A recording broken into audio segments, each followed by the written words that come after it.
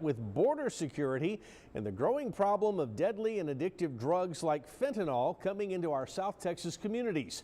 Tonight, we not only hear from Congressman Cloud on that issue, but also from the supervisor of the Nueces County District Attorney's Criminal Interdiction Unit, which continues to be right in the middle of the fight to get it off our streets.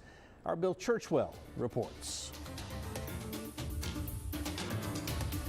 When an officer uncovers drugs being smuggled in during a traffic stop, more than ever, they are having to take extra measures to protect their own lives. The reason? To prevent exposure to the dangerous and deadly drug that is fentanyl. 5 years ago, we would open up a kilo, test it with a swab or some type of other testing agent.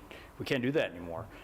Because if that stuff goes airborne, it's inhaled by any of our officers, we potentially can have an overdose. Special Investigator Mike Temez oversees the District Attorney's Criminal Interdiction Unit. You might recall just a few months ago, hidden inside this compartment, 3 gallons of liquid fentanyl. It was part of the record-setting bust taking place in Nueces County during a traffic stop along Highway 77 south of Robstown. The seizure just part of the latest battle against the opioid crisis here at home, something that has the full attention of Congressman Cloud. We've had 100,000 people die from fentanyl in the last year, from chemicals. A lot of them, the precursors, are starting in China, coming to cartels in Mexico that are putting them into our communities.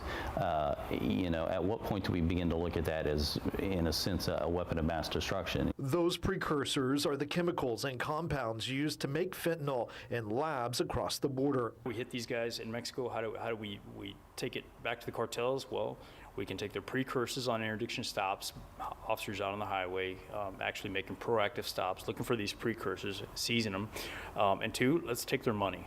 But Temez says it will take additional education for officers and funding. He believes Nueces County should join the governor's disaster declaration in response to the ongoing border crisis. He thinks it would help. Operation Lonestar was an initiative started by the governor, and unfortunately, up until this last election, we have not been a Lonestar County. Temez has been in talks with newly elected county leaders to join that list. That funding allows us to buy technology that can help us better find those precursors. Meanwhile, Congressman Cloud says his new position on the Homeland Security Subcommittee of the U.S. Appropriations Committee will allow him to help in the battle on the national scale. It is unconscionable what we're doing to the communities here in the United States, what we're allowing to happen to the lives of the people at the hands of the cartels. Bill Churchwell, 3 News. Thank you, Bill.